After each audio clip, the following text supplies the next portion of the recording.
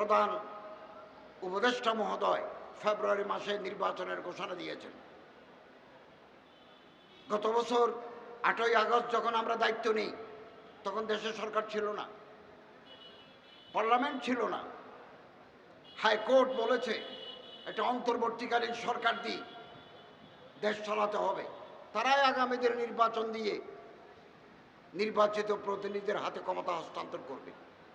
বহু সংকট, বহু বিপদ, বহু সংখ্যা আমরা অতিক্রম করেছি।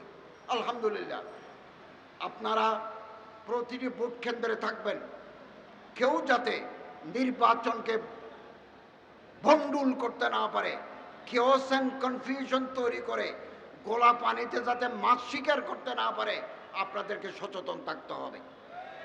ফেসিবাদ বিদায় নিয়েছে। 1400 জন শহীদের রক্তের বিনিময়ে আমরা মুক্তির দিশা পেয়েছি। 20,000 মানুষ আহত, কারো চোখ নাই, কারো নাক নাই, এখনো বহু আহত ব্যক্তি, যোদ্ধা, জুলাই যোদ্ধা, বুকের ভিতরে বুলেট নিয়ে, চোখের ভিতরে বুলেট নিয়ে এখনো হাসপাতালে তারা কাতরাচ্ছে। তাদের এই ত্যাগ, তাদের এই কোরবানি, তাদের এই রক্ত বৃথা যেতে দেওয়া হবে না। গুড গভর্নেন্স যদি না থাকে, সুশাসন যদি না থাকে, দেশে প্রশাসনিক রাজনৈতিক অনিশ্চয়তা দেখা দেয়। এটা আমাদের প্রিয় মাতৃভূমি বাংলাদেশ। এই দেশকে আমরা প্রত্যেকে ভালোবাসি। এই দেশে আগামী দিনে নতুন কোনো ফেসিবাদ যেন মাথাচাড়া দিয়ে উঠতে না পারে, আমাদেরকে সতর্ক থাকতে হবে। 1 বছর পার হয়ে গেল, অন্তর্বর্তীকালীন সরকারের সদস্য হিসাবে আমরা রাত দিন পরিশ্রম করেছি। আমি আমার মন্ত্রণালয়ে বিভিন্ন উইঙ্গে রাত দিন পরিশ্রম করেছি এটা সুশাসন নিশ্চিত করার জন্য। আর কয় মাস যে বাকি আছে ওইটাও আমরা রাত দিন পরিশ্রম করে কাজ করে যাব। আগামী দিনে যারা জনগণের ম্যান্ডেট নিয়ে ভোট নিয়ে আসবেন, তারা একটা সুন্দর ব্যবস্থাপনা তাদের জন্য আমরা রেখে যাব। আমি আপনাদের কাছে অনুরোধ করব, জুলাই বিপ্লবের মাধ্যমে আমাদের শিক্ষা নিতে হবে। 1 নম্বর শিক্ষা, জোর করে ক্ষমতায় থাকা যায় না। এটা জুলাই বিপ্লবের শিক্ষা। গুম, খুন, আয়নাগর করে হাজার হাজার মামলা দিয়ে জনগণকে চিরকালের জন্য দমিয়ে দাবিয়ে রাখা যায় না। বিদায় নিতে হয়, করুণ বিদায় পরিণতি হয়। এটাই জুলাই বিপ্লবের শিক্ষা। জুলাই বিপ্লবের আরেক শিক্ষা, এই যে সুযোগ এনে দিল, আজকে আমাদের মাননীয় প্রধান উপদেষ্টা মহোদয় ঘোষণা করেছেন ফেব্রুয়ারিতে নির্বাচন হবে, এবং আমরা চাই এই আগামী ফেব্রুয়ারি নির্বাচন হবে free, fair, impartial and inclusive, সুষ্ঠু, শান্ত, সমৃদ্ধ, এবং আমরা ইতিমধ্যে লেভেল প্লেইং ফিল্ড, প্রত্যেকের অধিকার, নির্বাচন করার যে অধিকার, সুযোগ আমরা নিশ্চিত করব। আপনারা নির্বিঘ্নে আগামী ফেব্রুয়ারি মাসে ভোট দিতে পারবেন, এবং এই ভোট হবে দিনের আলোতে, রাতের আঁধারে নয়। এটা রিমার্কেবল ভোটিং সিস্টেম আগামীতে আমরা করব। কেউ যাতে পেশি শক্তি ব্যবহার করে ব্যালট বক্স ছিনতাই করতে না পারে, ওয়ার্ডে ওয়ার্ডে, গ্রামে গ্রামে আপনাদেরকে সতর্ক থাকতে হবে। আমরা চাই দেশের মানুষ যাদেরকে ভোট দিবেন তারাই ম্যান্ডেট প্রাপ্ত হয়ে আসবেন, আমরা তাদের হাতে ক্ষমতা হস্তান্তর করে দেব। মানুষের মধ্যে একটা ভুল ধারণা ছিল অনেকের মধ্যে যে অন্তর্বর্তীকালীন সরকার থেকে যাবে। আমরা প্রথম দিন থেকে প্রস্তুত ছিলাম যে একটা পরিবেশ, সাধারণত বিপ্লবের পরে আমাদের অর্থনীতি ছিল ভঙ্গুর। ব্যাংকের ৮০ ভাগ টাকা লুটেরা শক্তি লুট করে নিয়ে গেছে। 80% টাকা ইন্স্যুরেন্সের টাকা নাই। ব্যাংকগুলো তারল্য সংকটে, ব্যাংকগুলো মুমূর্ষু অবস্থা। আমরা যখন গত বছর 8ই জুলাই 8ই আগস্ট দায়িত্ব নিই, তখন ব্যাংকের রিজার্ভ ছিল $20 বিলিয়ন। এই এক বছরের ভিতরে আমরা $31 বিলিয়ন রিজার্ভে মজুত রেখেছি এবং একটা সাউন্ড ইকোনমিক সিস্টেম আমরা দিয়ে যাচ্ছি। আইন শৃঙ্খলা পরিস্থিতি আমরা চেষ্টা করেছি। 16-17 বছরের জঞ্জাল এক বছরে পরিষ্কার করা যায় না। একটা বিশেষ দল নিজেদের লোক ঢুকে দিচ্ছে সব জায়গায়, তারা প্রজাতন্ত্রের কর্মকর্তা কর্মচারী হয়ে গেছে, অন্য মানুষ আসতে পারে নাই। এগুলো পরিষ্কার করতে সময় লাগবে। আমরা আশাবাদী আগামী দিনে যারা আসবেন তারা জনগণের পালস অনুধাবন করে দেশকে উন্নতির পথে এগিয়ে নিয়ে যাবেন। আমি আপনাদের কাছে আহ্বান জানাবো, জুলাই বিপ্লব সুযোগ এনে দিয়েছে আলেমদের এক হতে হবে। ঐক্যই শক্তি, শক্তি শান্তি। এই সুযোগ 54 বছর আর আগে আসে নাই। এখানে কোনো মিথ্যা মামলা নাই, এখানে কোনো খুন গুম আয়নাঘর নাই। আমরা একজন মানুষকে গুম করি নাই, আমরা ক্রস ফায়ার দিয়ে কিলিং আউটসাইড দি জুডিশিয়ারি আমরা করি নাই। আমরা স্বচ্ছতার সাথে রাষ্ট্র পরিচালনা করেছি। এটা এক বিশাল সুযোগ এনে দিয়েছে আলেম ওলামা যারা আদর্শকে পছন্দ করে, তারা একসাথে আসার একটা বিশাল সুযোগ আগামী দিনে তৈরি হয়েছে। এই সুযোগ যদি হাতছাড়া হয়ে যায়, আগামী 50 বছর আপনাদের পস্তাতে হবে। ত্যাগ স্বীকার করুন। এই ঐক্য পাকিস্তান হওয়ার পরে 1947 সনের পরে আলেম ওলামারা এক হয়েছেন 56 সনে।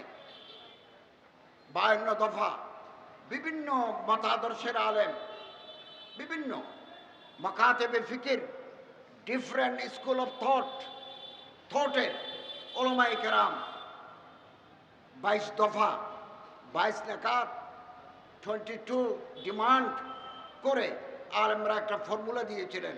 56 সনের শাসনতন্ত্র রচিত হয়েছে।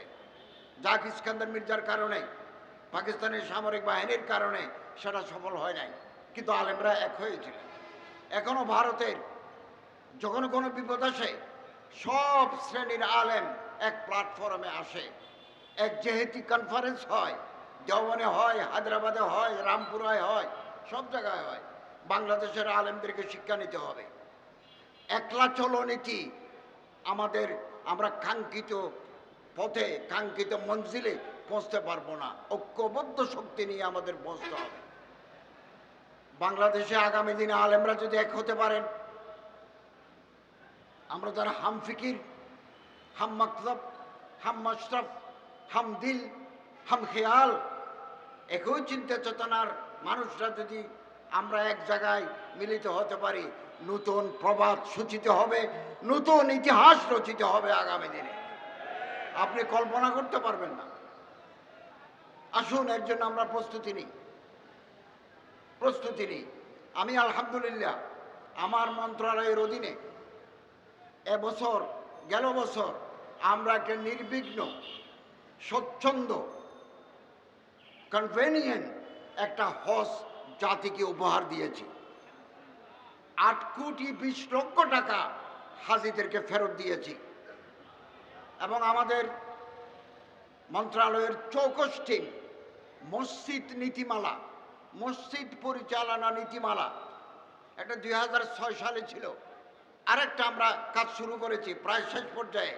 আমরা বড় বড় আলেম, ইমাম, বিভিন্ন সংগঠনের নেতৃবৃন্দকে ডাকবো, তাদের সাথে মত বিনিময় করে আমরা একটা গ্যাজেট তৈরি করে দেব। কোনো ইমামকে, কোনো মসজিদের মুতওয়াল্লি তুমি চলে যাও, আজ থেকে তোমার চাকরি নাই, একথা বলে বিদায় করে দিতে পারবে না। আত্মপক্ষ সমর্থনের সুযোগ দিতে হবে ইমাম সাহেবকে। তার বিরুদ্ধে কোনো অভিযোগ থাকলে এটা কমিটি গঠন করে দিবেন, ওনার আত্মপক্ষ সমর্থনের সুযোগ দিতে হবে। এরপরেই ইমাম সাহেব আমাদের এই নীতিমালার আলোকে তিনি কোর্টে বিচার চাইতে পারবেন।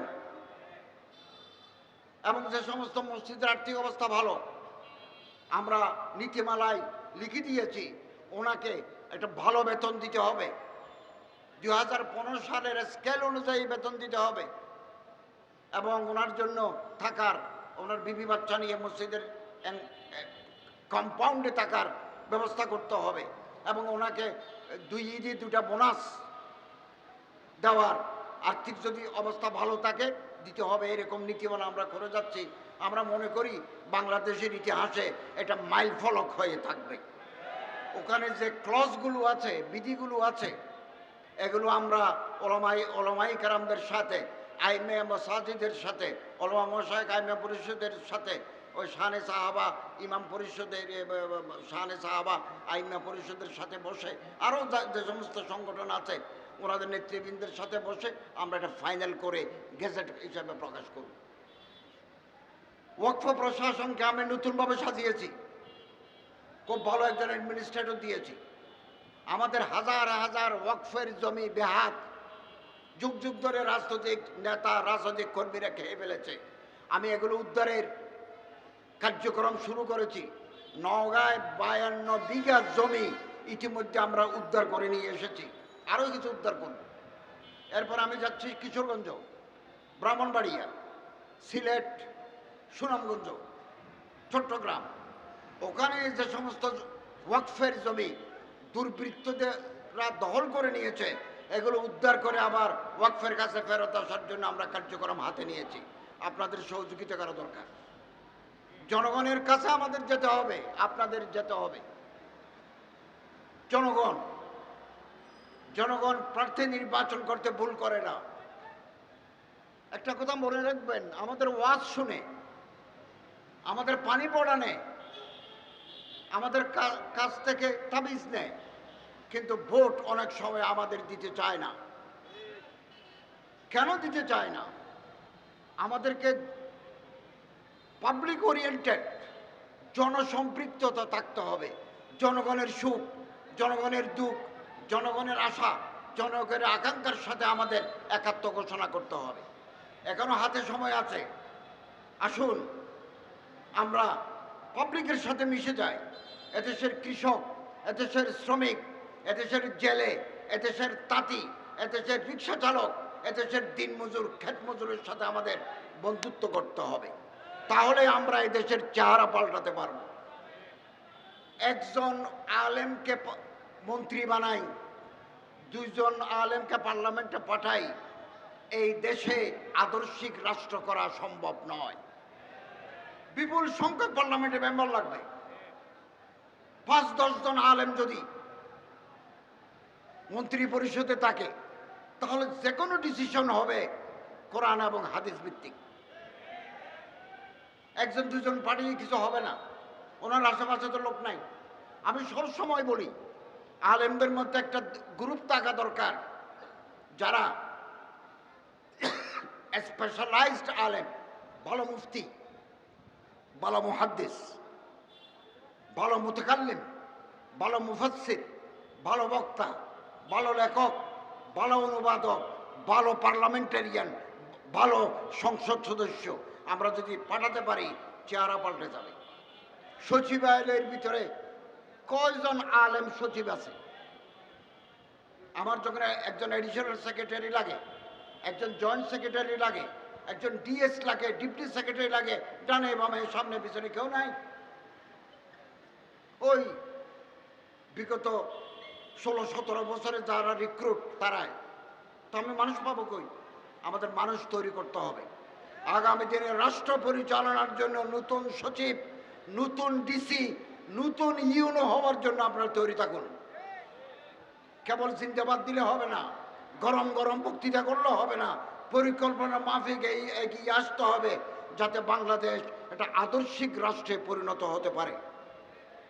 এবং আমরা সবসময় লক্ষ্য করেছি, বাংলাদেশে ধর্মকে নিয়ে কটূক্তি করা, ব্যঙ্গোক্তি করা একটা ফ্যাশনে পরিণত হয়েছে। কিছুদিন পর পর তারা মাথা ছাড়া দিয়ে ওঠে। আলহামদুলিল্লাহ, দেশের তৌহিদি জনতা এই কটূক্তির বিরুদ্ধে সবসময় প্রতিবাদ মুখর হয়েছে। বাংলাদেশে আইন আছে, যে কোনো ধর্মের বিরুদ্ধে, ধর্মীয় নেতার বিরুদ্ধে কোনো আপত্তিকর মন্তব্য, কোনো কটূক্তি যদি করে, তাহলে বিদ্যমান আইনে তার সাজা হবে। আমাদের দেশে কিছু লোক ফেসবুকে এগুলো লিখে ধর্মীয় উন্মাদনা তৈরি করার জন্য। আমাদের সচেতন থাকতে হবে। বাংলাদেশ আবহমান কাল ধরে সাম্প্রদায়িক সম্প্রীতির দেশ। এখানে পূজা এবং ঈদ, রোজা একসাথে চলেছে এই দেশে। মুসলমানরা মসজিদে যায়, হিন্দুরা মন্দিরে যায়, বৌদ্ধরা পেগোড়ায় যায়, খ্রিস্টানরা চার্চে যায়। কোনো ধরনের কোনো সংঘাত নাই। বিদেশ থেকে বহু লোক, বহু সাংবাদিক, বহু এজেন্সি, গভর্নমেন্টের লোকেরা আমার সাথে কথা বলেছে। আমি তাদেরকে 100% নিশ্চয়তার সাথে বলেছি, আমাদের এই দেশে প্রতিটি নাগরিকের ধর্ম পালনের অধিকার আছে। যে যে ধর্ম হোক, ধর্ম পালনের অধিকার আছে। আমি জেলখানায় কোরআন শরীফ যেমন দেব, হাদিস শরীফ যেমন দেব, ওজিফা যেমন দেব, সাহাবায়ে কেরামদের জীবনী যেমন দেব, সিরাতে রাসূল যেমন দেব, ঢাকার কেন্দ্রীয় কারাগারে 200 জন সনাতন ধর্মের বন্দী আছে, তাদের জন্য তাদের ধর্মীয় কিতাবও দেব। অতএব যারা বাইরে বসে বলে বাংলাদেশে সংখ্যালঘুদের ধর্মচর্চায় বাধা দেওয়া হচ্ছে, একথা 100% মিথ্যা, অসত্য, উদ্দেশ্য প্রণোদিত। এটা বাইরে এরকম একটা মিথ্যা প্রপাগান্ডা চালাচ্ছে। আগামী দিনে আরো বেশি করে চালাবে। এদেশের আমরা প্রত্যেকে এদেশের নাগরিক। জ্ঞান চর্চার, ব্যবসা বাণিজ্য করার, ধর্মচর্চা করার অধিকার প্রত্যেকের সমান। সুন্দর বাংলাদেশ, সুন্দর দেশ আমাদের। এই দেশে আজকে আমার খুব ভালো লাগছে যে আমাদের চিফ অ্যাডভাইজার, প্রধান উপদেষ্টা মহোদয় ফেব্রুয়ারি মাসে নির্বাচনের ঘোষণা দিয়েছেন। গত বছর 8ই আগস্ট যখন আমরা দায়িত্ব নিই, তখন দেশে সরকার ছিল না, পার্লামেন্ট ছিল না। হাইকোর্ট বলেছে একটা অন্তর্বর্তীকালীন সরকার দিয়ে দেশ চালাতে হবে। তারাই আগামীদের নির্বাচন দিয়ে নির্বাচিত প্রতিনিধিদের হাতে ক্ষমতা হস্তান্তর করবে।